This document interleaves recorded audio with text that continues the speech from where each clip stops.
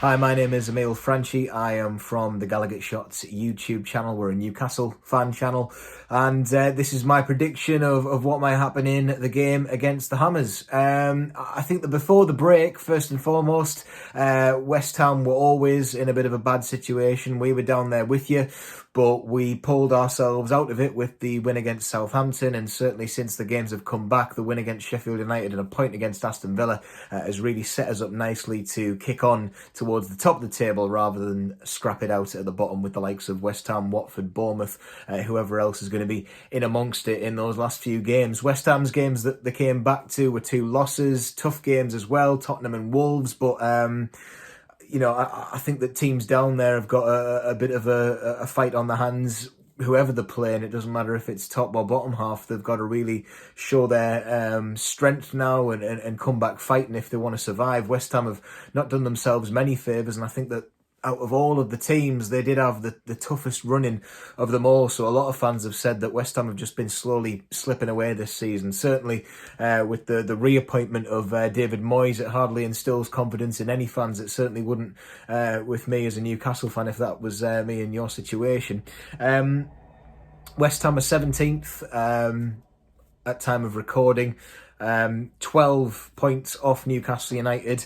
And I think ultimately it's not going to be West Ham and Newcastle's fight between each other at this point. It's more West Ham's fight to get some points off us, and for Newcastle, we'll be looking to fire ourselves even further away from that relegation zone, which we're already quite far away from. In the reverse fixture, the West Ham game was at a really good point for Newcastle. We hadn't really done much, but we seemed to have a bit of a change in fortunes at that point. We started to see that our defenders were scoring goals. John Joe Shelby had an excellent game at your place, and very much impressed. But in true Newcastle style, we nearly threw it away, which seems to be the constant unpredictable nature of our club. I think going into this game, I was pretty confident that we would do the job against you prior to any games getting played. But looking at what's happened, mentioned before, West Ham 2 losses, Newcastle got 4 points, and I think they certainly got 3 points where I didn't expect them to against Sheffield United. So already I'm impressed of what I've seen against other teams. However, by the time we play West Ham, games have dragged on, players are knackered. We've got 2 games ahead of that one, whereas you've only got the one. And we've got very tough games there as well. Bournemouth, who are a team that will be scrapping it out against West Ham as well. And Man City in the Cup, who knows what's going to happen with the Cup game. I'm not too sure, but given that it's City, I reckon that we will be out of the FA Cup by that point. So maybe some squad rotation at this point. Certainly, given whatever happens in the Bournemouth game, that'll define how Newcastle approach this game. If we get 3 points or maybe even just 1 point against Bournemouth away from home, we'll be pretty comfortable by then. That's 40 points for us or more. Whereas West Ham have only got the Chelsea game, which following on from Wolves and Tottenham is another tough game. My prediction for this game that me and the rest of the channel had was that it would probably be a cagey affair like most of the games already, but I said 2-1 for Newcastle. We're not the greatest team for scoring goals. You may be aware of Joe Linton. I think every fan is, but we've certainly got a spark in Alan Saint-Maximin. I think even teams in the top 6 should be afraid of what he can bring to a game. It's the type of player that you get the ball to him, he can just run riot, he can tear holes in any defence. We've also got Almiron, who I know a lot of people wrote off, but as soon as he got his goal, he started to come good. He was firing him in, and he's a real danger man that can run into space and get us a free kick in a good little position, and then the likes of Shelby can capitalise on those moments. I think it's going to be an okay game, but I don't think it's going to be one that the neutrals will enjoy watching on TV. I'd like to say it's still going to be 2-1, but given that we've only scored more than 2 goals against 10 men currently, maybe it'll be a 1-0 or something like that. But West Ham by that point, I reckon they'll be coming up to us with a a real need for points. This will be one of the games where they think, right, we can maybe claim something against them. I think West Ham have got more quality than we do in a lot of areas. I think they get the ball around a bit better. By that point, maybe something will have clicked for West Ham to say, right, we've got to get our arses in gear. But it's so hard to predict with these games, so I hope you forgive me for my hesitation on really committing to anything. But yeah, I'll stick with my 2-1 for Newcastle, but it's certainly going to be a lot more comfortable for a Newcastle fan to watch, I would say, than it is for the West Ham fans, simply because of the positions that we're in at time of recording. But good luck for the rest of the season. We'll see how we get on. Okay, so this is a preview for the Newcastle game, and looking at the form guide, we're definitely looking comfortable for this game. You know, Newcastle were actually in pretty good form, and it is worrying. I sort of class them as a bit of a bogey team in a lot of ways. You know, when they come to West Ham, we always feel like it's a game you should probably win, but we sometimes, most of the time, end up not winning it and losing or drawing, and I don't think it's the easiest place for us to go to either, in that sense. They've got a few injuries, but they've also got a few players who are on form.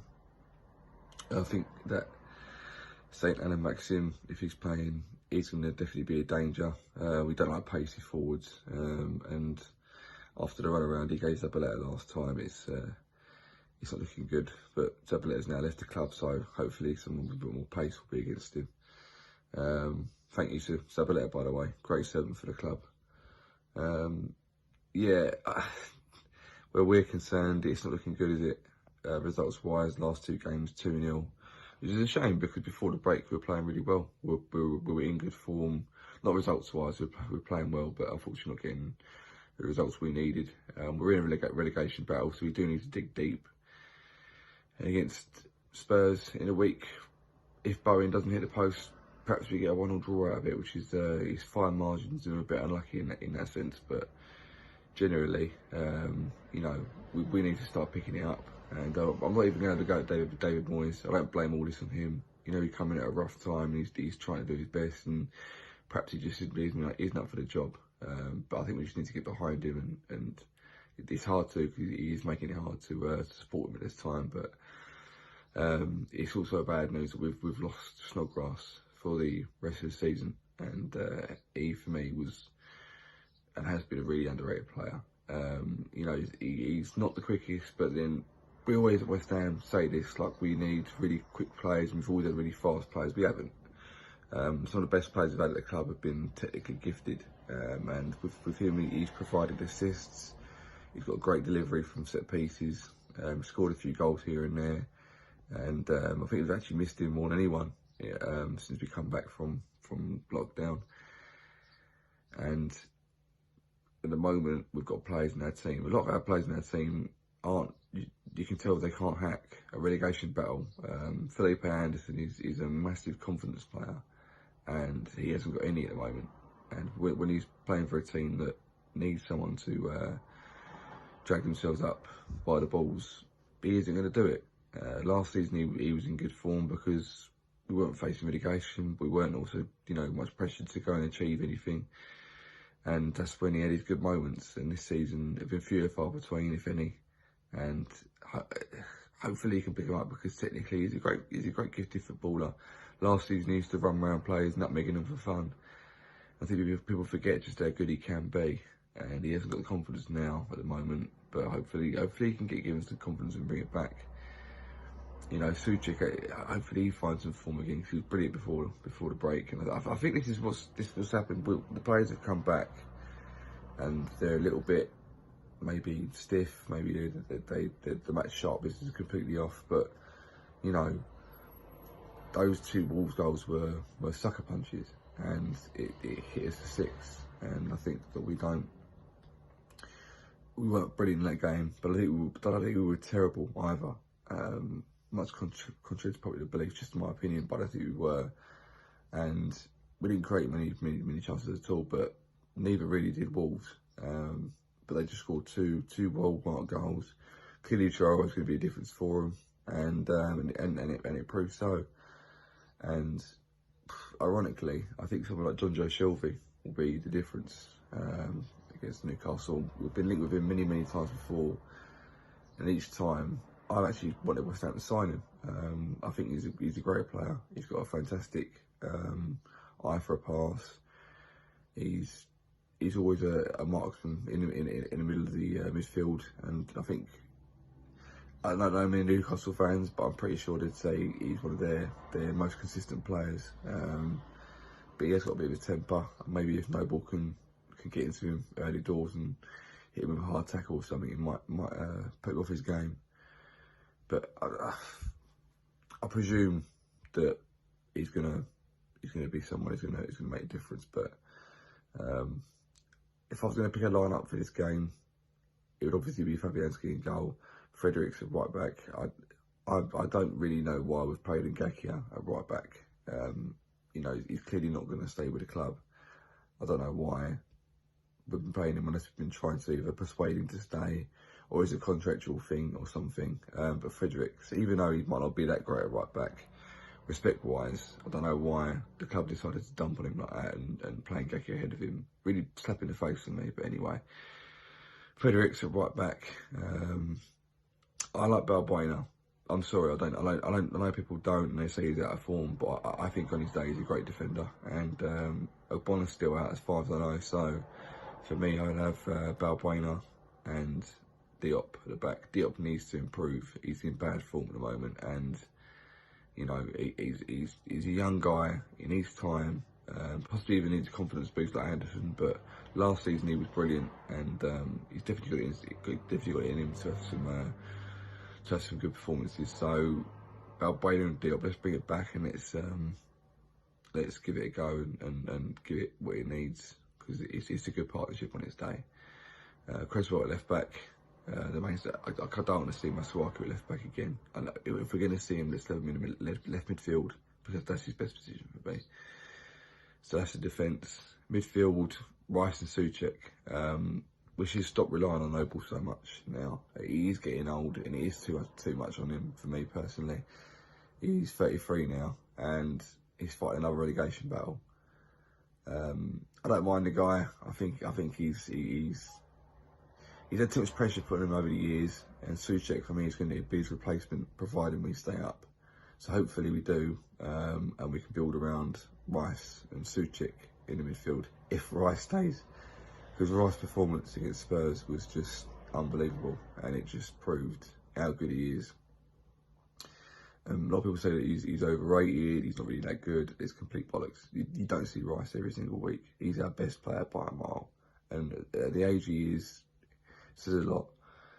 So yeah, Rice and Noble, Rice and Souček in the whole midfield. Fornals in attacking midfield. Again, someone who's possibly lacking in confidence, but definitely match sharpness.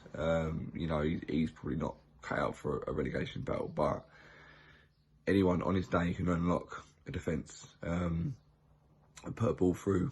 I think he deserves a chance to do that, and it's got to be Fornals for me.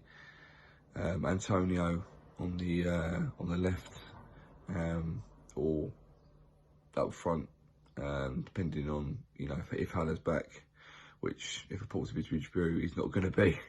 So it might have to be 4-3-3 again. Antonio on the left, the most underrated player, underappreciated player in the team, I think, for many, many years. Some people will say, oh, he's got no touch. If you see the work that lad gets through, we're double the team. If he hadn't been in the team again for the last two games, it could have been worse than 2-0 for me. But that's just my opinion. Bowen on the right, who again was fantastic against Spurs. He's one of the few players who did actually perform really well. And I think he's been a bit unlucky. But you know, he's technically another gifted player. And Haller up front. If not Haller, I'd like to see Yeti or Silva. It's time to give one of the young boys a chance. Yeti needs the chance properly again before he's sold. And Silva needs to be given a chance now, because we can't just keep relying on experienced players, because clearly he's not doing that much for us. Put in a young boy, just put in some young, fresh meat with you know, a point to prove, and let's see what they can do, because it's getting a bit tedious and a bit boring now, going with the same old team that all the other teams know how to play against. So chuck someone in that is going to break the mould. But yeah, score prediction wise, I'm going to predict 1-1. Can't see many goals, and I hope we don't lose. Can't see us winning though, really, either. So yeah, hope for the 3 points though. Come on, you eyes.